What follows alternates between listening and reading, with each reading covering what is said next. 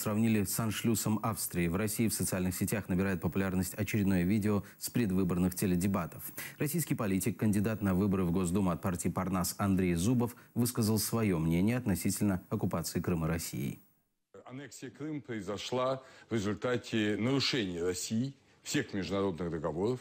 И впервые с 1945 года перекроилась карта Европы таким образом, что часть одной страны присоединилась к другой стране. Да, распадались страны, Советский Союз, Чехословакия, Югославия, но аннексия территории не происходила.